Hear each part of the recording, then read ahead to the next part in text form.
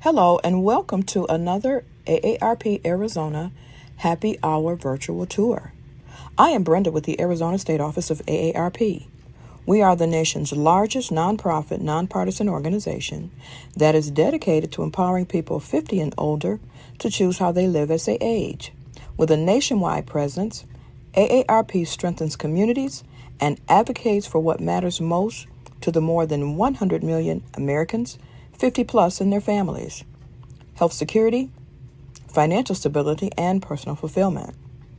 AARP also produces the nation's largest circulation publications, the AARP Magazine and the AARP Bulletin. During this month, AARP will offer events and enriching experiences close to home and from your home that help you make connections and serve others. While our situations are different, our need for connection is universal. Now more than ever, we know that connecting with family and friends is vital to aging well and living longer and having happier lives. Visit us at aarp.org/AZ for more information.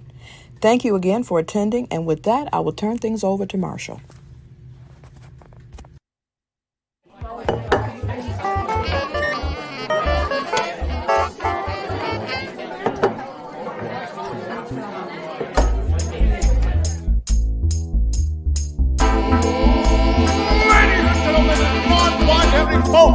Welcome to the show.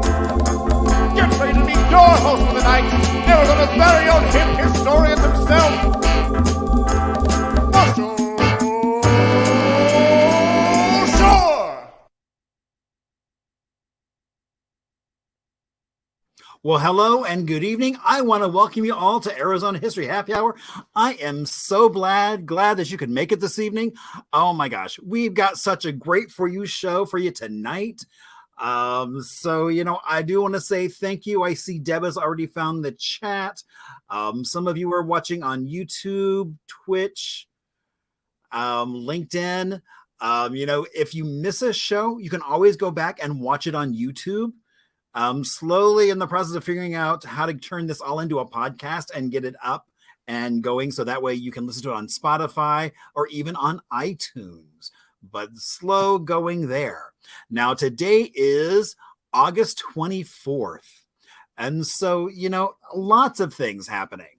So back in 1937, it was announced, basically, plans were given to Tucson for WPA sidewalks.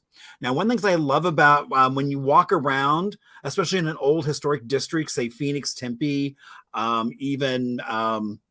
I saw some in Mesa the other day. I was out there. If you look in the concrete on the sidewalk, especially at the corners, a lot of times you'll find stamps in the concrete that tell you who built the sidewalk, what year it was built.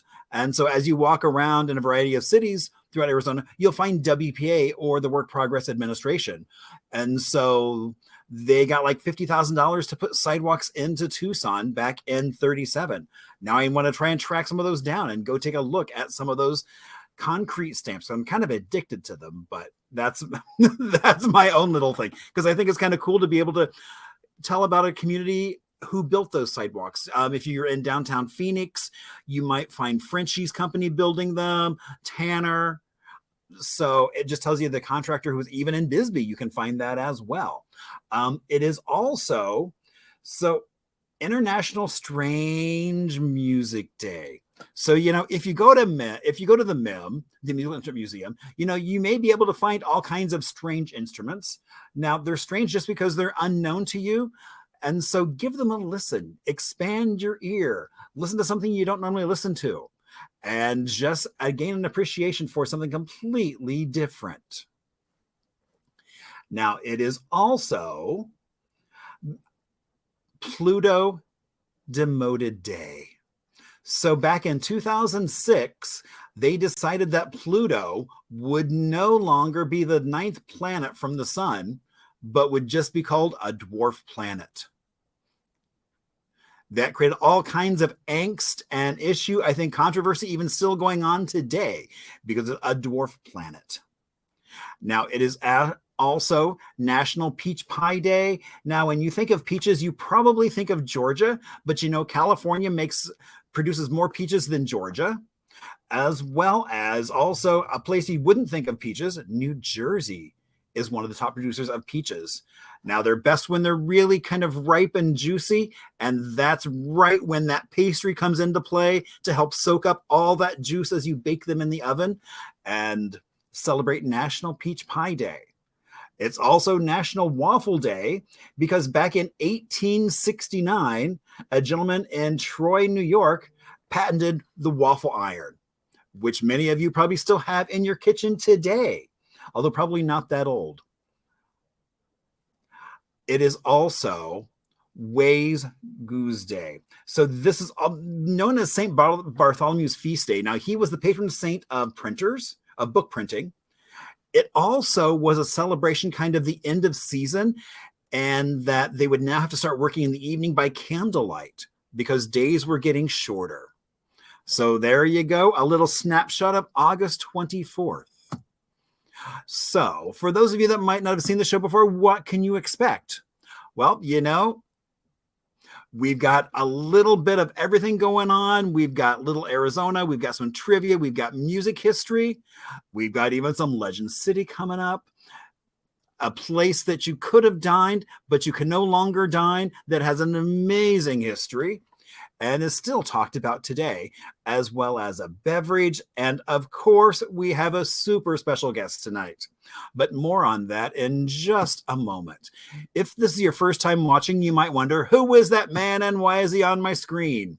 Well, about 23 years ago, I arrived here from Brooklyn, where I was in this beautiful Carnegie building, and decided to trade all that snow, wind, and slush for sunshine, and started working in a little library in South Phoenix where there was a rich oral tradition of the community.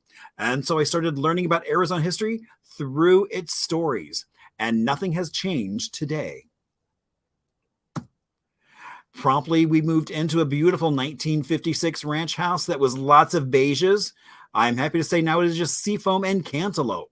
The house is pretty much a time capsule with working appliances that are original to the house. Now, as soon as we got here, all I heard was people say there's no history. But I know that wasn't true, because every time I would go somewhere, whether it was on foot, on a bike, in a car, on a train, it didn't matter. I kept running across so many amazing people, places, and stories. I'm also known as a historian, and so that means I get to play with all kinds of Arizona history. Why, just last week they opened up. It's going to be open for a year. If you've ever wondered how baseball got to Arizona, got to the Valley, you can go visit the Buckhorn Baths and learn all kinds of things about the New York Giants and how they brought spring training here in collaboration with other groups and created the Cactus League, which has its own amazing history. Also, the end of next month at the Allman House, we are doing our 6th annual banned book reading. So just in the throes of putting that all together, it's going to be an amazing evening. As well as for the Orpheum next year, they are celebrating 95 years. And so we are doing Arizona Unzipped, an educational burlesque show, as the entertainment for those 2 nights. So more information on that coming. Now, I see several of you already found the chat. If you want to reach out, you can also reach out through a variety of other methods, through Facebook, Instagram, email, or even through my website. Now, it would not be happy hour without PJ's influence and a beverage. And so tonight we are doing the Sunnyslope Spritz. Now, when he first sent me the recipe, 44 North Sunnyslope Nectarine Vodka, I was like, wait a minute. When did that move in? But then he was like, oh, it's Idaho. So it is still Sunnyslope, but Idaho. Luxardo Apricot, as well as some Empress Gin, Aperol, some Prosecco, and Pellegrino Blood Orange.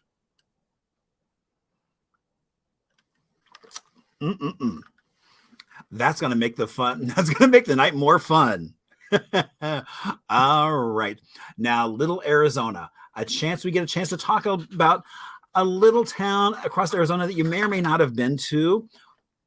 So tonight we are doing Cottonwood, which is in Yavapai County, has a little over 11,000 folks. was established back in 1879. Now, originally, it was soldiers from Camp Verde that were stationed in an adobe house, which is where Cottonwood is today. And as a community started moving in, they moved out, but it became a very agriculture-heavy community. They did hay, grain, cattle, finding markets in Camp Verde and later in Jerome. The name comes because there were a group of 16 large cottonwoods growing about a quarter mile from the Verde River, and that's how Cottonwood got its name. Now, in the 20s, it was known as the biggest little town in Arizona because it was booming. Per capita had more business than any place else. But you know, there was another agriculture community that was there long before that. About 1000 AD, you had indigenous communities up there building agricultural communities, as well as a 110 room house that, even though they left the land, you can still go and see that amazing structure that they used. And see, I mean, it's great because when you get up on that vista, you can just kind of see all the landscape. Beautiful place to be. And then there is downtown Cottonwood, where you can have tasting wine from Pillsbury, Burning Tree Cellars, Arizona Stronghold, a variety. And even coming up in a couple months, Merkin and Caduceus are opening up a 7-acre kind of restaurant tasting extravaganza. So I'm excited to get a chance to go up there and see that as it opens up.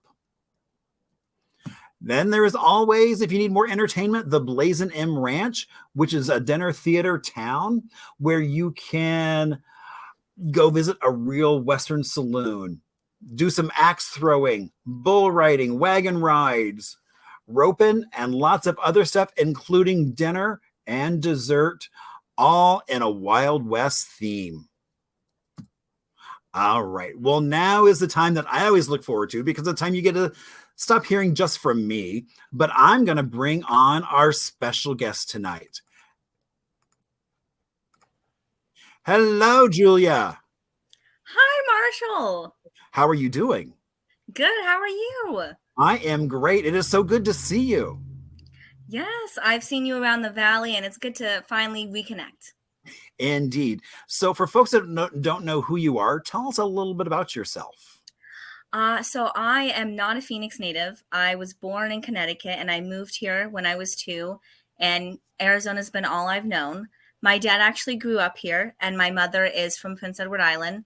So a lot of times when I do different posts, people always ask me, is your parent this and that, or is your mom this and that? And I guess there's a lot of taggarts in Arizona, which is very surprising, because when my family first moved here in 1960, they were the only taggarts in the phone book back then. I didn't realize your mom was from Cranston. Prince Edward Island. Okay. It's off the coast of Canada, where Nova Scotia is. Very so I'm cool. Canadian and American, which is very unique, being a Canadian in the desert. Indeed. Yes, but I am a volunteer at the Sunnyslope Historical Society, so I run their social media, and I help them with special projects and research, because I specialize in research and genealogy. And I also volunteer at the North Mountain Visitor Center, and also known as Save Our Preserve Foundation. So I do a lot around the valley. You probably will see me doing a lot of vintage Phoenix posts, and trying to get more stories and more history, because I love learning about the history of Arizona. I think there's so much more for us to learn. And I love, and I think Sunnyslope just has so much history that people just don't realize is there. So that's why I'm so excited to dig in tonight and have some fun with Sunnyslope. Yes, it will be so exciting. And I know we're going to have you come visit the museum. Oh, indeed. Oh, I mean, I love that museum. You've got the 1940s house. Yes. Yeah. So back in the day, I was involved when that came in. So. Ooh. Because Modern Phoenix was involved with that, so I got involved. So yes, it was a large community effort. I love that. And so, all right. Well, we're going to do some trivia. Now, we do trivia a little differently here, because it's not so much just what you know, but it's more about the story behind the answer. So we're going to go through all of our questions, then take a little bit of an Arizona music break, and then get into the story behind those answers. And for me, that's when all the magic really happens. And so, all right. Now you can keep track of this in the chat. Some folks keep track in a special notebook. Whatever makes you happy, you do just that. All right. So question 1, when was Sunnyslope founded? Was it A, 1912, B, 1911, C, 1853, or D, 1980? So when was Sunnyslope founded? All right, moving on to question 2. All right. Question 2. Who founded Sunnyslope? A, William R. Norton, B, Josephine Goldwater, C, Edna McEwen Ellis, or D, John C. Lincoln? Who founded Sunnyslope? It was one of those folks there. All right, question 3. What disease affected people to come settle in Sunnyslope? Was that A, smallpox, B, yellow fever, C, tuberculosis, or D, cholera? Which one of those diseases do you think brought people to Sunnyslope? And question 4. What is the Sunnyslope Rock Garden? A, a garden filled with rocks from the valley, B, a sculpture garden, C, a community garden, or D, a memorial garden? So which one of those do you think best describes the Sunnyslope Rock Garden? All right. Question 5. Who was from Sunnyslope was inducted into the Arizona Women's Hall of Fame? Was it A, Louise Lincoln Kerr, B, Hattie Josephine Williams Goldwater, C, Elizabeth Beatty, or D, Margarita Colley? So which one of those women have been inducted into the Arizona Women's Hall of Fame? All right. When was the S first painted on that mountain? Our question 6. Was that A, 1924, B, 1934, C, 1944, or D, 1954? All right. So when do you think the S first appeared on S Mountain? Oh, this is a fun one. When was the Sunnyslope Historical Society and Museum founded? Was it A, 1990, B, 2000, C, 1989, or D, 2001? All right. Question 8. What was the Desert Mission? Was it A, a faith-based facility which provided medical, social, and religious services to the community? Was the Desert Mission a movie theater? How about a bank? Was the Desert Mission a church? You know, I bet it was an adobe church up there. All right. So let's go on to question 9. Who was Sunnyslope's sister city? Was it A, Santander, Spain, B, Grenoble, France, C, Prince Edward Island, Canada, or D, Hermosillo, Mexico? Which one of those is Sunnyslope's sister city? All right. And coming to our last question, which community has the most public art? A, Camelback, B, Sunnyslope, C, Downtown Phoenix, or D, Shadow Mountain? All right. Well, while you are locking in your final answers, we are going to go on and take a little bit of an Arizona music break. And so, since we're keeping on with the Sunnyslope theme, I thought it'd be kind of fun to talk about Fervor Records, now housed in Sunnyslope. They started off in Scottsdale, And their first album was actually a Christmas album intended to raise money for CAS, the shelter downtown. They then quickly started doing compilations of buying old music. And so you can see here, you can get advertising that you would have heard on the radio locally in the late 50s, which is a super fun one. Mariachi, they do a wide variety of things. And so what they do now is, when they were doing that, they now have acquired music by Sanford Clark, Dwayne Eddy, Lee Hazelwood, Al Casey, Waylon Jennings. The list just goes on and on and on. And they even started doing more modern things like Big Pete Pearson, Gentlemen After Dark, The Sugar Thieves, Hans Olsen, who is still playing around town. And so what they started doing was getting those in movies. So As Good as It Gets was their first movie they got a song into. They went on to get several songs in Green Book, Glass Castle, many others, and even on TV shows. So you can hear some just Arizona-themed music that has deep roots in Arizona, from blues to punk and everything in between to new wave on Stranger Things, Ozark, This Is Us. And that's all coming out of Sunnyslope, helping these musicians find even a wider audience and more exposure. All right. So now we get to have some fun, Julia. Yay. All right. So now we get to talk about your background. Yes, so these were some rare photos that we have in our archives of the development of what Sunnyslope was supposed to look like back in the 50s. And this is one of the black and white versions that people always love, that you can see in the museum. That was a subdivision of the hospital and the houses around the hospital. So, but Sunnyslope was founded in 1911, which a lot of people don't know, that Sunnyslope is actually older than Phoenix. And resisted becoming part of Phoenix for quite some time. But yeah. A whole other kettle of fish, but. Yes, no, but Sunnyslope was here before Phoenix, and there is so much more that I can say, but I want to get through all the answers so I don't spoil anything. I know, that's always, it's like, oh man, but yeah, I don't want to tell that story because yeah. All right.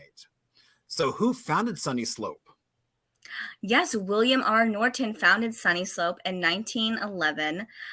So a fun fact is, we found a record that is back in January 1911 when he was trading plots, and it's the first mentioning of Sunnyslope ever. So I'm trying to get that photo for you guys, but I know it's going to be at Oso's. That's going to be on Central Avenue. But yeah, he founded Sunnyslope in 1911. And the reason we got the name Sunnyslope was his daughter Alice and him were going over a slope or a mountain, and she looked out and she said, "What is Sunnyslope?" And a thing that most people don't know is Sunnyslope wasn't one word. It was two words. I'm sure you know this, Marshall. Back then it was Sunny space slope. And then all of a sudden there was an accident with an assistant in some sort of court who combined it into one word, but it used to just be Sunny Slope. Yeah. And things change.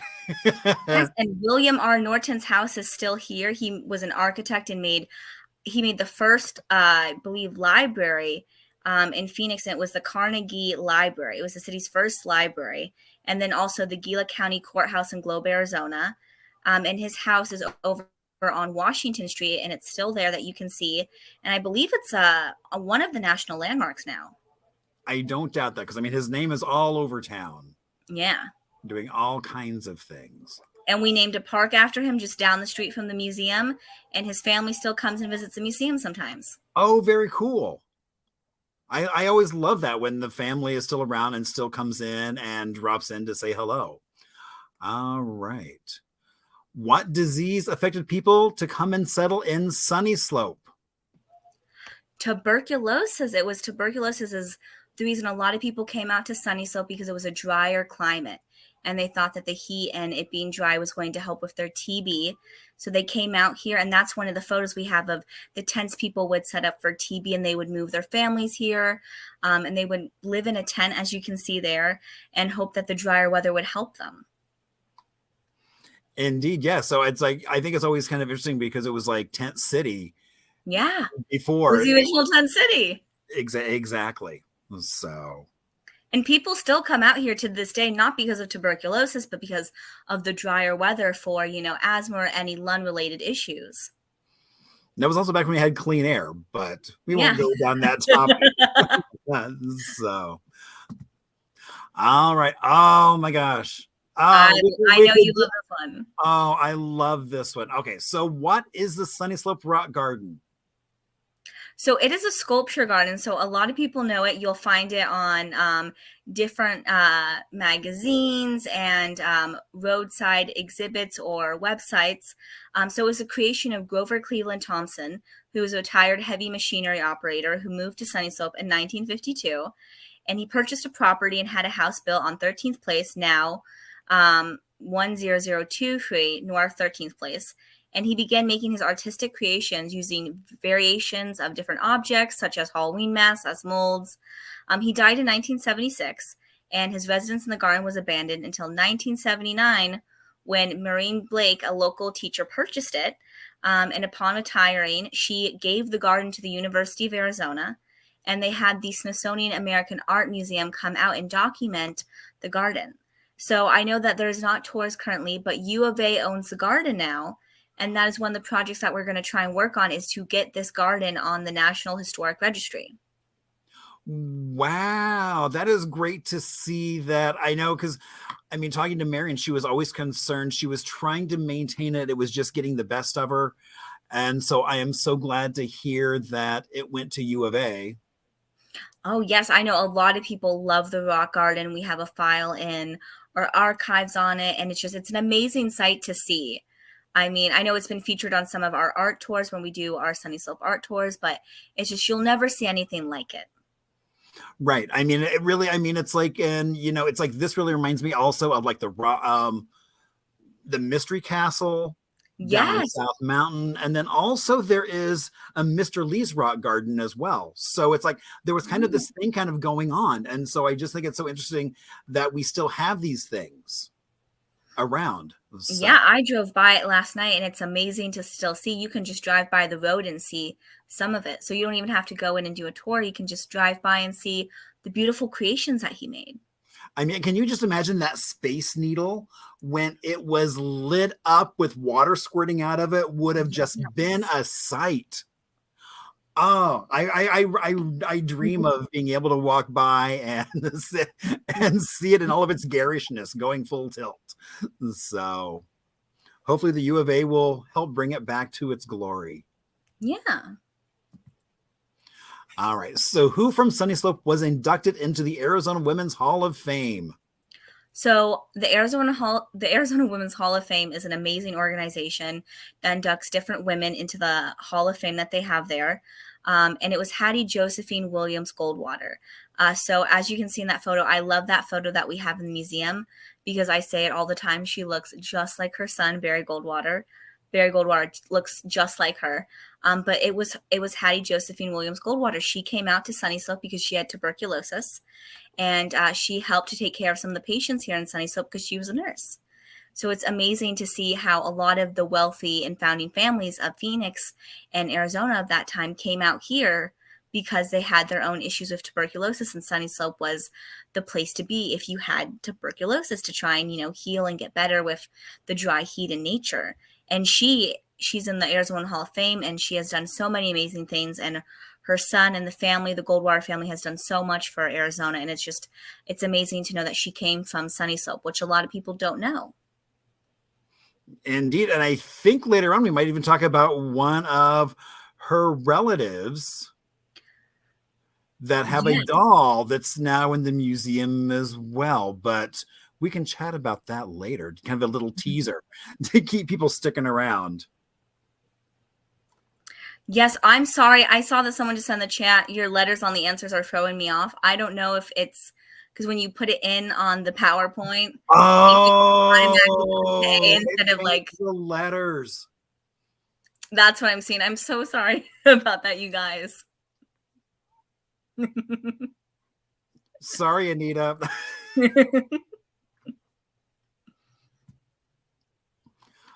All right. When was the first S painted on the mountain?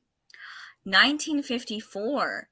So to the right, you'll see the Sunnyslope celebrates 100 years, 1911 to 2011.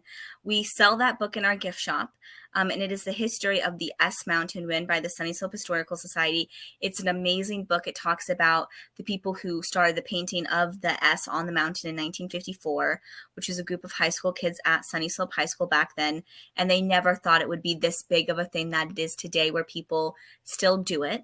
And I believe it is on the Phoenix National Registry list, which is an amazing thing to see. And if you go up there, there's a plaque on it, and they still have kids go up every single year to paint the S still. And we have an exhibit dedicated to it in the museum with the paintbrush from, I believe it was I want to say 50-year mark, where they went up there and they kept the paintbrush and they took a piece of the rock. And the book is amazing to read, and it's going to be in the Library of Congress. Oh, So cool. But just people, got that. but people, if they go to the museum, they could buy their own copy. Yes, they can buy their own copy at the museum. We're going to be selling those, and we have those out on our bookshelves. And I know Books on, I believe, 7th Avenue or 7th Street is also selling copies too. And you can find some online, but come down to the museum to buy it and see the exhibit for it. It's an amazing exhibit, and everybody knows the S Mountain. It's beautiful, and I just love the S Mountain. Well, right. I mean, and that's how you know you're in Sunnyslope, because that's why there's a big S. So, all right. So when was the Sunnyslope Historical Society and Museum founded? 1989. Yeah, it was founded. Wow, it's an amazing story of how it was founded, with different founders and everything like that. And it was founded in 1989 with that building, and then bringing over, as you know, later on in the next couple years, the 1940s house, and then couple years later adding the archives. But it was founded in 1989, so we've been going for a while now. And those archives are just amazing. Yes, and that was donated, the funding for it was donated by one of the founding members who wanted us to have an archives. And it's amazing to see, because we have photos, we have records of Sunnyslope. I mean, and people can tour the archives too and, see it, and it's amazing to see. I mean, and there's so many, as we'll see, I mean, so many photos that you have never seen before. And again, so many stories. And then, so, I mean, I love the Sunnyslope Museum archives. Oh, I mean, yes. What a treasure. Yes. I mean, all the community newsletters that are in there with all the ads. Oh my gosh. I mean, there's just so much fun stuff to look at in those archives. Yes. And we just had our mural done, so you can see the new beautiful mural. And that was done by Eli, who is a local Sunnyslope artist who does murals all over the valley. I mean, the museum has been there for a very long time. I know some people have known about it, others haven't. But I mean, just coming in to see the history, I mean, with everything in our archives, we could switch exhibits out all the time. I mean, you know what it's like. We have so much history to share with people, and it's amazing. Right. I mean, yes. I mean, and again, so many stories. As Peggy keeps like to say, it's like there are indeed tons of stories up in Sunnyslope. Yes. Oh, my favorite one was we have people come in all the time that will ask us, I lived here and I grew up here as a kid, and I always wondered what happened to this family or this person. And we can always give them that answer. And, it kind of gives them closure of, what happened to my childhood best friend and what happened to so-and-so. And it's amazing to see. Indeed. All right. So what was the Desert Mission? So the Desert Mission was a faith-based facility which provided medical, social, and religious services to the people who were suffering tuberculosis and the families. So these are some rare photos of the Desert Mission, and the Desert Mission is still active today. It is just taken over by Honor Health. But the Desert Mission, I think, is one of the best nonprofits, just anything that was started to help people in Phoenix. Marguerite started it, and Elizabeth Beatley started it too. And these were two women that took the initiative to get food for people, to get, money for them, whatever they needed, in these tents and these camps to help them have a better quality of life, and back then it was kind of, not really heard of, two women starting, an organization to help people with tuberculosis. And we have a whole exhibit on the Desert Mission, and Desert Mission has grown so much more than what it once was. And I'm sure they would be proud. And I know we're going to hopefully do a little tribute to them too. And there's so many photos of the Desert Mission, and there's so many great stories that you can find online about it. But I think those two women are amazing. And I know, Marshall, you know about the Desert Mission and how much it did for the people that were suffering from tuberculosis. And that was one of the things that, John C. Lincoln, when he came out here with his wife, he had seen the Desert Mission and how much they were trying to help the community, and he helped fund it. And that's how we kind of got the hospital of John C. Lincoln and everything based on the Desert Mission, which I think is just amazing, the legacy it has today. And so many people were coming here. And like you're saying with the Goldwaters, it was like one member of the family would get tuberculosis. They wouldn't just send the one person who was sick. The entire family would relocate many times. I mean, not just kids, but extended family. So aunts and uncles. So entire groups. I mean, caravans of folks were relocating. Yes, that's actually why John C. Lincoln, John moved here, was because his wife had gone tuberculosis. And he thought that the dry heat was going to help with her tuberculosis. And once they came out here and saw the Desert Mission, they stayed and they decided to help fund it. And I mean, there were so many different things that helped to fund the Desert Missions. I know the Wrigley family, Wrigley Gum, helped to fund the Desert Mission. The Goldwaters helped to fund it. I mean, they would do Desert Mission pottery, which is an amazing book that Ed Dobbins wrote, and we have that exhibit. There was a special Ozark pottery that was made, and people would buy it on the roadside, and the funds would go to the Desert Mission. So many people were a part of this Desert Mission to help the community, and I think it's one of the best stories. It needs to be put into a movie, in my opinion, of a community coming together and help each other. And there's so many beautiful photos of, the Desert Mission making a library for kids and a swimming pool. And just these kids got to have a better quality of life than just being in the desert. And that's really, those archives just bring so much to life. Oh, yeah. All right. So who was Sunnyslope's sister city? Grenoble, France. So if you come to the museum and you get to see our courtyard with our brick garden, this is one of the street art pieces that we had, and it was funded by our sister city, Grenoble, France. So I reached out to them earlier this year in May, and they are still a sister city with Phoenix, and they remember doing this and funding, one of the street pieces, and we call him Pierre. And when you are on Dunlap, you see these street arts, and it's different people from doctors to the angels of the desert, to nurses. It's amazing to see professors. It's one of those pieces that you see all along the street, and you're always wondering what it is. But I think it's amazing that our sister city, Grenoble, France, gave this to us, and we have this in our garden. I think it's beautiful. Indeed. All right. And which community has the most public art? Sunnyslope. Yeah, we have the most public art of any community in Phoenix. So as you drive down the streets, you'll see the different arts from what you just saw of Pierre. And we even have an exhibit on that street art on Dunlap. You'll see by John C. Lincoln, the S lit up at night. There's little S's made. So many public arts all around Sunnyslope. And we've really kind of been the art hub of Phoenix for a very long time, with artists doing murals and different, metalworks. It's amazing to see. Well, and I think that even extends over into some of the architecture. You've got a lot of some of the top architects in the city have built homes there. Some of them have lived there or still live there. So that was been the fun. I'm doing like modern Phoenix tours up there, was looking at some of the houses. Yes. So, and again, just those being able to look out over the city in some cases, if you're up on North Central. Oh, yes. The architecture here is amazing, and hopefully we'll do tours again of the houses soon. And I think just so many artists come to Sunnyslope still to this day, because Sunnyslope, has the art studio tour. We just do so much with art, and it's amazing to see, because, sometimes, people think, oh, tuberculosis and tents in the desert, and then they come and they see all this beautiful art. Right. And it's so much more. That it started there, but I think it was all about community.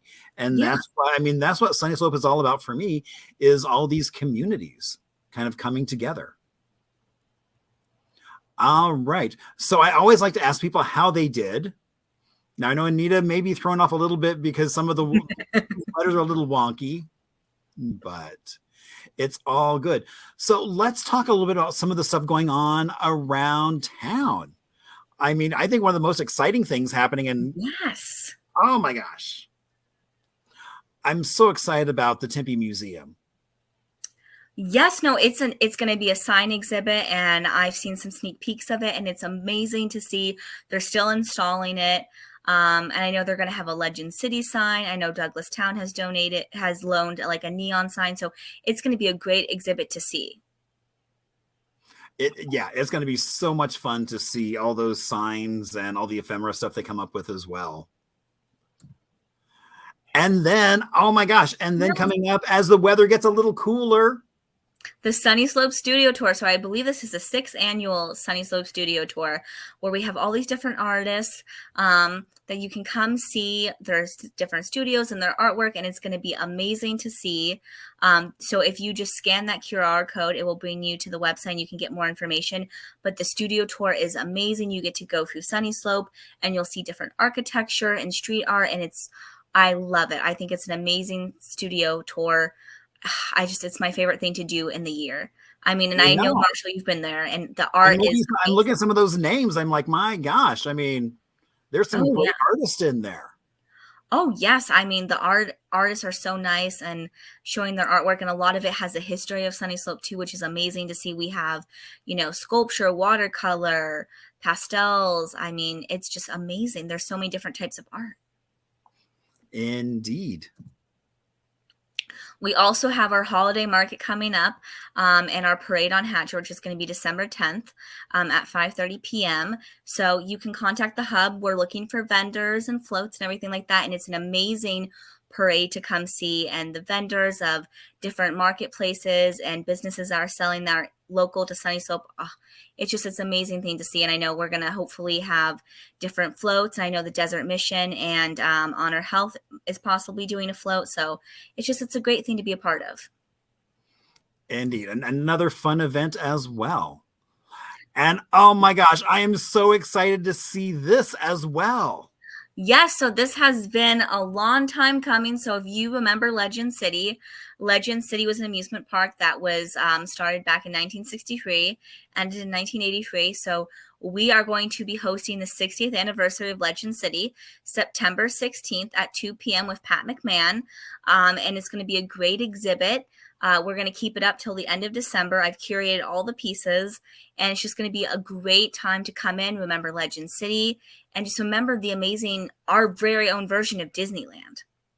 That actually had some ties to Disneyland, which is really cool. I mean, yes. And Lewis Crandall, it was such a family affair. I mean, like all the family were dancers. I mean, ticket takers. I mean, pretty much you name it, everybody in his family got involved. Yes. Oh my gosh. The Crandall family has been so kind. I know some of them live in Utah now and they can't come, unfortunately, but they have just been so kind in everything and allowing us to do this exhibit and to do the reunion. And I just think it's going to be amazing for people to see. I don't think there's been a Legend City exhibit since 2013. So this is going to be oh my gosh, it's been that long? Wow. Yeah, I think so. I think the last place to do one was Tempe.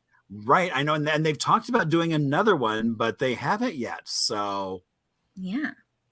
Yeah, because they said once they did that, they said they started getting all these other inquiries saying, well, I've got this, I've got that. Oh, yeah. There's so many different collectors of Legend City, and hearing their stories and finding the different pieces is so exciting. And I know the 50th, actually, I was just going through my stuff and I found the 50th anniversary pin from when they did it at AHS over in Papago Park. Yeah, I know they did the 50th anniversary there, and now we get to the 60th. Indeed, which is really cool. And I think, didn't you say there might even be some Vonda K. Van Dyke things showing up? Yes. So I'm working with the museum that has Vonda K.'s items. It's the Rosemary Clooney Museum in Kentucky. And we're going to see if we can get some pieces on loan from Vonda K.'s collection there, some dresses and some scrapbooks for people to see.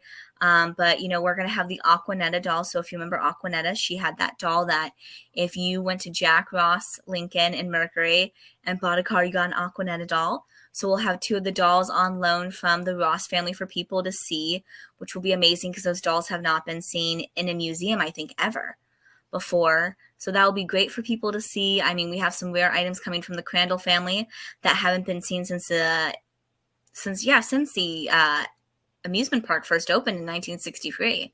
So, I mean, there's so many interesting things. I mean, it's going to be really fun. We're going to have some Compton Terrace items too, to remember Compton Terrace. Oh, indeed. Yeah. Yeah. So it's going to be like a whole, tribute and party.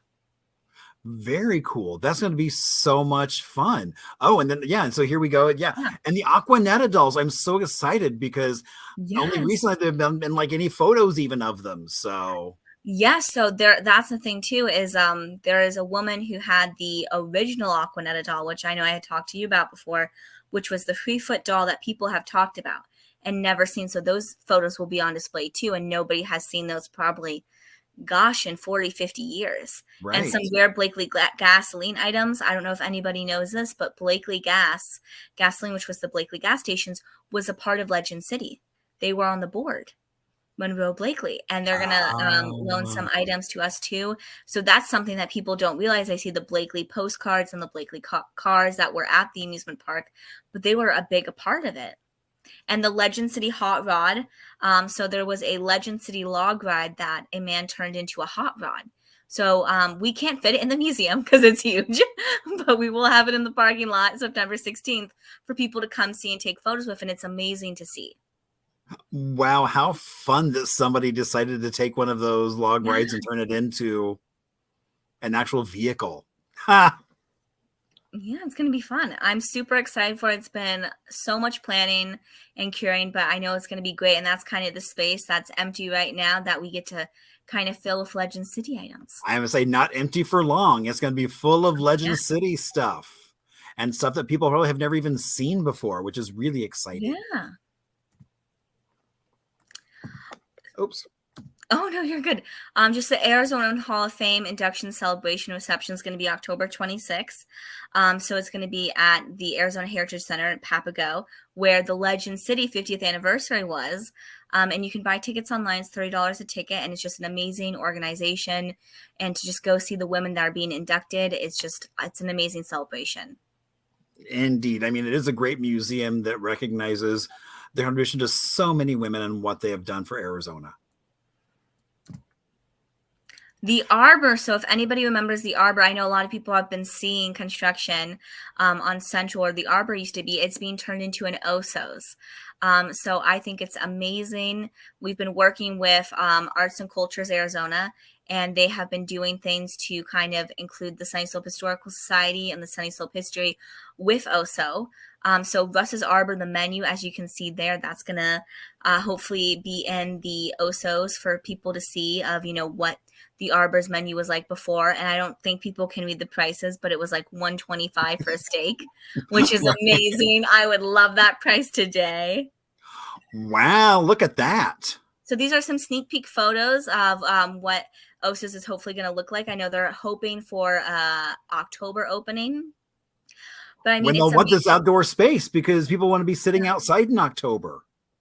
Yeah. No, it's amazing to see, and Osos has been great working with us and honoring the building and the history of Sunnyslope. So I know they have some old Sunnyslope photos that are going to be up inside Osos for people to see, and also some things on the Arbor and just the area, which I think is amazing for them and Arts and Cultures to do and ask us to, honor the history and to, come together for it. I think it's going to be an amazing thing for the community. I know so many people are excited to see it just come to life. And I love Osos, and the owner I met, and he is incredibly nice, and his team is amazing. Osos is amazing. I cannot say enough good things about them. Yeah, yes, and they actually welded those. They welded those shelves. I don't know if you can see that, but they did. Oh, yeah. Yeah, and the chairs, people love the chairs. I mean, the theme is just amazing, and the tiles. So it's just going in there. I'm seeing the rough cuts of it, and you guys get to see some sneak peeks, but I know it's going to look amazing in October. Indeed. Yeah, and then I love this part. Yes, Arts and Culture Arizona asked if some people could come help paint the mural. So that's me painting the mural, and it was amazing to see. And I know they're going to add more to it. But just look at that mural. I mean, that screams Sunnyslope to me. Indeed, it does. And there's some beautiful light fixtures. Yeah. Oh, and then, oh my gosh. And then here's the North Mountain Visitor Center. Yeah, so the North Mountain Visitor Center is run by Save Our Mountains Foundation, which is a nonprofit, and they have exhibits on Sunnyslope and on different things in the valley. And I want to give them a shout out because I think they are amazing. I mean, a lot of people have been telling me that they haven't gone in, but those are some of their exhibits on the mountain preserves. And they are volunteer run and they're looking for volunteers. But if you see a sunny retreat, that was an exhibit that we did in 2005. And they have all these different exhibits on the Phoenix preserves, from how they started and the people who tried to help save them and did save them. It's just, it's an amazing organization and thing to go see. They're open from 8 a.m. usually to noon. I know their hours are varying because it's the summertime, but it's just an amazing sight to see. And they rent rooms to people if you want to do meetings or anything like that. They have snacks. They do classes. It's an amazing thing to see. And that's their library room, and they do things with kids. And just, I love the North Mountain Visitor Center and Save Our Mountain Foundation. I mean, they are all just such amazing people, and they're working with us on some exhibits of Cloud9 and Angel Avella's house. So Very cool. And so now we're doing From the Vault, which yeah. is something that people probably have maybe walked by, driven by, but didn't know what it was. And it's been mentioned here several times, and it's Cloud9. Yeah, so Cloud9, so it's an amazing story. A lot of people know it as the restaurant that was on top of Shaw Butte. And you can still see the remnants today from an aerial view, as you can see there. And it was a very popular restaurant from 1961 to 1964. So these are some photos that one of the Barker sons had sent into the museum, I believe in 2005. And these are some photos that you have seen before of Richard and Barbara Barker, and of people inside the restaurant. And there's some other photos people haven't seen before. So I believe these photos of when they were building Cloud9.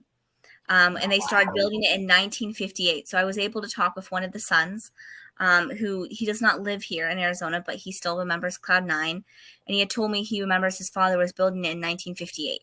And it was never built to be a house, but it was built to be a restaurant. And a lot of people thought it was a house turned into a restaurant, but it was built to be a restaurant.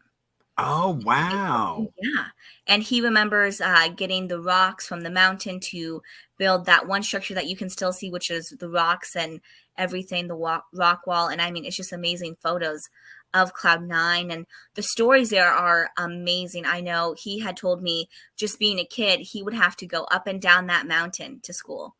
And the kids did. They would have to run up and down the mountain to school. So they were really good at like cross country and track. I can see, yes, indeed. Because I mean, well, because in order to get the restaurant, you had to pay to get driven up this little windy road. Yeah. That was carved out in the rock. I believe it was $250, yeah, to get driven up the road. Yes, and they would drive you up, and they made a little radio, so that way you would ring the bell or call the radio, and they would know to come down and get you. And I guess it's on 15th Avenue, and people who had houses on 15th Avenue were complaining because people would be parking all up and down that street. And they had a 9-month booked out reservation. So they were booked out 9 months in advance. Barry Goldwater had gone there, Sonny and Cher, I believe Elvis Presley. I mean, there was so many celebrities that went to this restaurant, and it was so iconic that people who, might not have been able to afford the food would just ask if they could go up there and just see the view. Wow. Because, I mean, it would have been on top of the butte, so it would have had this really great look of just over the valley. Oh, yes. And people still go up and hike it today. The ruins are still there. And I'm working on trying to get them on the National Registry. And there is a hiking group I talked with, and they told me, that one time they hike it every full moon.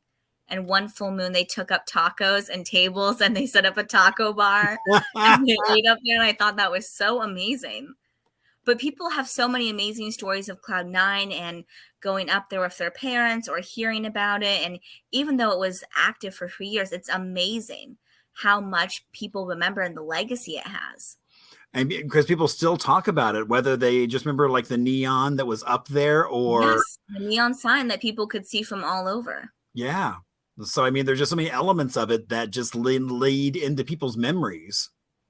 Yes, and I believe they wanted to rebuild it after it had burned down, but they just never got the chance.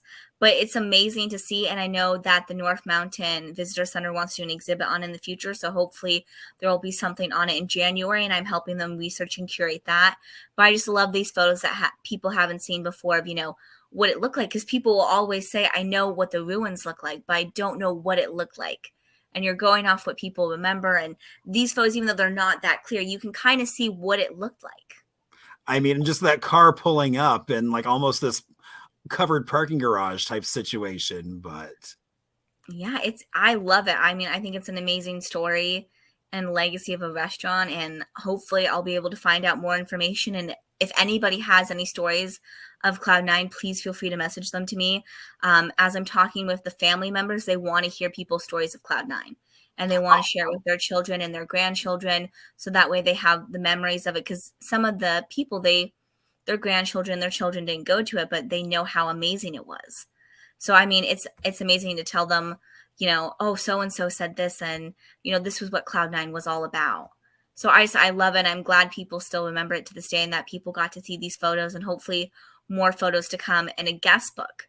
I'm told there's a guest book that's supposed to be out there that hasn't been seen yet.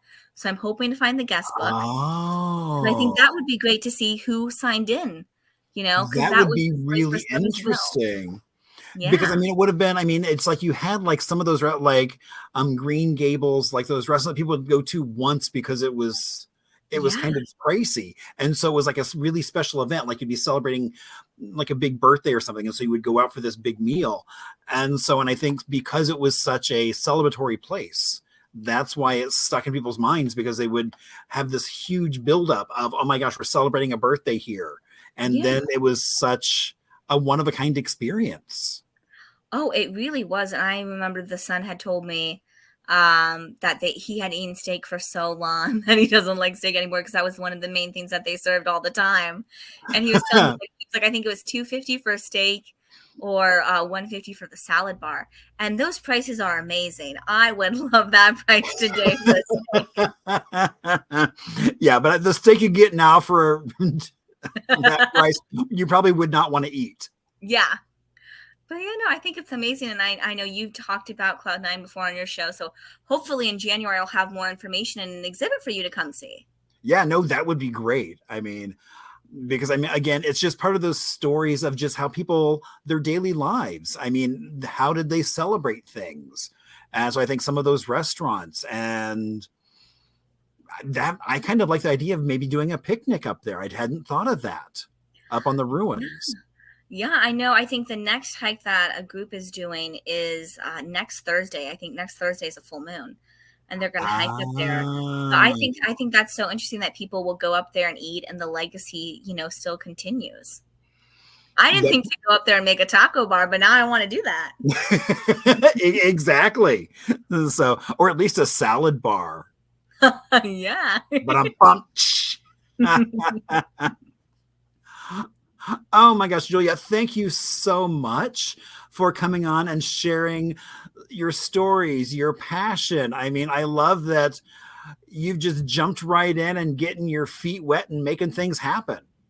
Yes, no, I love history. And if anybody has any stories or any buildings, just let me know, because I'd love to learn more about it and trying to help save and preserve history.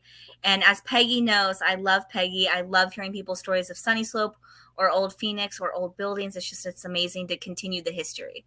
So, and thank you for having me on the show. I really appreciate this. This was my first ever kind of talk show to go on. So, oh, fun. Well, I'm glad. I hope you had a good time. Yes, I did. It was amazing. So, yeah. And I definitely want to let people know they can go find the museum hours and go visit the museum, because it's such worth a visit, even if it's not the opening of an exhibit. Yeah. But just to kind of go hang out, maybe take a look through the archives and see some of the topics. And it's an amazing museum to see. If anybody hasn't seen the museum, we're usually open from 10 a.m. to noon, Tuesday, Thursdays, and Fridays, but it's always good to call ahead because we are volunteer basis, and we're looking for more volunteers, and whatever skill set you have that can help, we will put it to use. But there's so many different things to see, and I always learn something new when I'm in there. And the 1940s house is amazing to see. I didn't even know what an icebox was. until you know what I'm Oh, talking about. Yeah, an ice indeed. I know box exactly what you're talking about. Yeah. and a steel kitchen. They have a steel kitchen. It's all amazing and so much hard work that people have put in for 30 years to keep it going and just to know more about the history. I mean, it's just, you learn something new every day. And I think it's great for everybody just to come in at least once and come see it and learn a little bit more about that mountain area and come see the Sunnyslope art tour and see the artists. And you can come in and stop in and see the museum and come to the parade and the holiday market. That will be great to see. I mean, Sunnyslope goes all out. Indeed, they do. Always a good time. Yeah. So, Julia, again, thank you so much.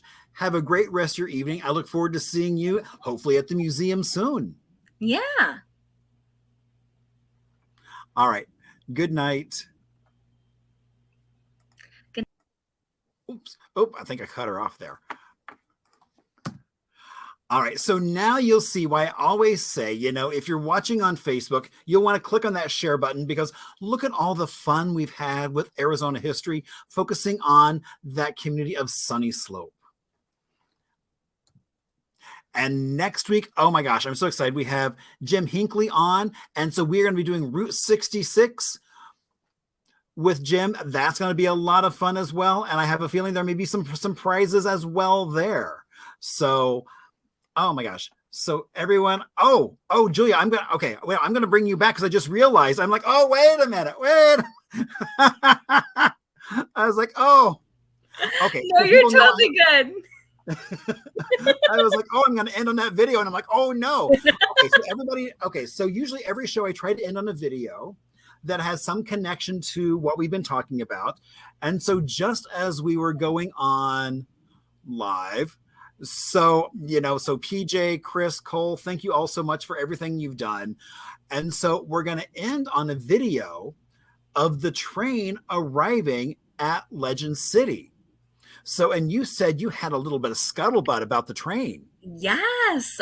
So the train, the Legend City train, which is so iconic, which people remember, it is in El Paso, Texas. So I don't know if people know that, but it's in El Paso, Texas. And I was able to talk to the owner's daughter a couple months ago about how the train got to El Paso. So I guess when Legend City closed, everything was auctioned off. And the train was bought by a amusement park, I believe it was called Dreamland in El Paso, Texas, that ran for a couple of years. And then when it stopped, her father had bought the train and put it in storage for a couple of years and then took it out of storage. So it's outside of the train depot in El Paso, Texas, and it's been there. It doesn't run anymore. It gets repainted every 5 years, but people come to take their engagement photos there, their graduation photos, everything. And people from Arizona that are driving through Texas will stop there and take photos because they know that's the Legend City train. And she's had people call and ask about the train. And I mean, it's just so amazing. She's going to send me some more photos of it, but you can search it online. So it's in a good home. I know they're hoping to sell it, I believe. So if anybody's looking to buy a train with a mile on track, this is your opportunity. But yes, no, the video is amazing to see. And I know it would take so much work to get it running, but I mean, it's just a great piece of Arizona history. So yeah, no, I think it's great that, it got, a couple of lives out of it before, it couldn't run anymore. Indeed, but it still shows up in lots of engagement photos and things like that, which is really cool. Yeah. Especially if they don't really have that history with it. I mean, if it was here, it'd be a different thing. People love it. I mean, just even some of the photos you'll see, and she gets it repainted every 5 years, and she hasn't changed the paint or the design, so it's still kind of the Legend City design. And it's amazing to see it's still in really good condition. So if anybody wants to take a trip to El Paso, Texas to go see the train. Or come back with a train. Yes, or come back with it. I know that's been a rumor around that people have been wanting to bring the train back to Arizona, so this might be the opportunity too. And there are a couple of train parks around town that might enjoy that. Oh, I did not know that. Learn something new every day. So yeah, so we're going to take on what now? The caveat is this video or this movie is 8mm was digitized, and so there is no sound, but it is indeed before Legend City opens up. It is that train arriving.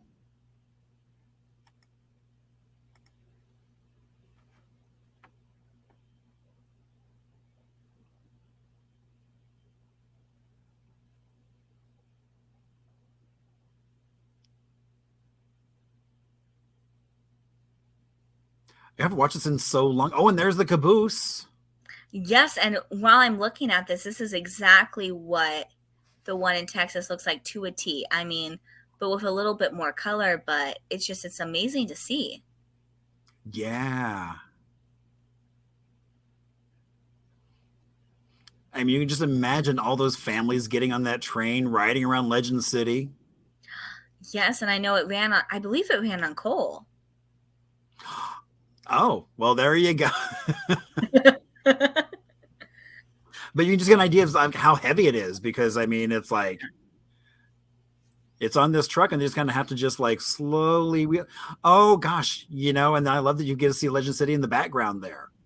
There was so much thought and time put into Legend City. Mr. Crandall, or Lewis Crandall, Yeah, it was, I mean, he put so much into it. He really did. Yeah. And the map is beautiful. And even if you guys didn't go to Legend City, just search Legend City, see the exhibit. I mean, it was an amazing amusement park. It was Arizona's Disneyland. We need to bring Legend City back. Well, you know, there's always talk about the curse of Legend City. Is that's why we don't have a major amusement park, is because that one failed. So now nobody wants to try their luck. I was told it was because of the heat, but I know Mattel's building a pretty large amusement park. So we'll see how that goes. And there are rumors of other things, but there's no timeline. So there may be other amusement things coming to the area. Oh yeah, but just imagine back in 1963, the first amusement park in Arizona, and you get to ride on the train, and wow. Indeed, I mean, there's some guy wearing a string tie. Just, it's so amazing to see.